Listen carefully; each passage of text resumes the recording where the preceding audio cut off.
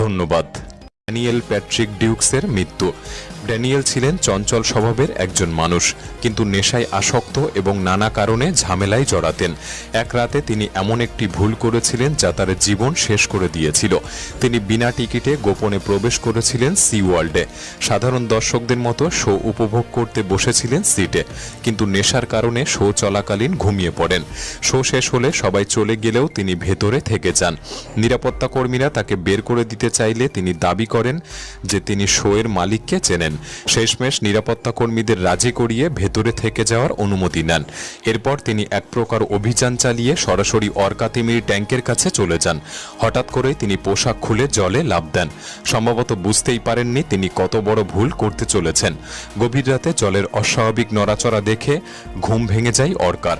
প্রথমে কিছুক্ষণ সে ড্যানিয়েলের দিকে তাকিয়ে থাকে, কিন্তু ড্যানিয়েল জল থেকে বের না হয়ে ভেসে থাকতে থাকলে পরিস্থিতি আরও বদলে যায়। হঠাৎ অর্কা তীব্র আক্রমণ করে তার উপর। প্রথম ধাক্কাতেই তার সব পাঁজরের হাড় ভেঙে যায়।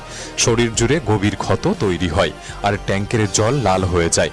পরদিন সকালে প্রশিক্ষকেরা যখন ট্যাঙ্কের কাছে আসে, তখন তারা যে দৃশ্য দেখতে পায় তা ছিল ভয়ঙ্কর ও ভীতিকর। পুলের চারপাশ নিস্তব্ধ, আর ভেতরে ভাসছে ড্যানিয়েলের নিথর দেহ। জল তখনও লাল রঙের রঞ্জিত। সমুদ্র জগতের সৌন্দর্য আমাদের যতই মুগ্ধ করুক, তার গভীরে লুকিয়ে আছে রহস্য আর বিপদের এক অদৃশ্য জগৎ। জেসিকা আর ড্যানিয়েলের এই ঘটনাগুলি আমাদের শেখায় যে প্রকৃতির সাথে ভারসাম্য রাখা কতটা জরুরি। এই দুর্ঘটনাগুলি হয়তো প্রতিরোধ করা যেত, কিন্তু মানুষের লোভ, খ্যাতির তৃষ্ণা আর বিনোদনের অন্ধ দৌড় এর মূল কারণ হতে পারে। এই বিশাল প্রাণীরা কখনো কখনো হয়তো এদের ভেতরের বেদনা প্রকাশের চেষ্টা করে, যা আমরা হয়তো বুঝতে পারি না কিংবা বুঝেও উপেক্ষা করি।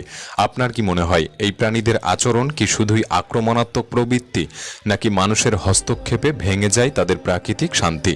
আপনার মতামত আমাদের কমেন্ট বক্সে অবশ্যই লিখুন, কারণ আমরা জানতে চাই।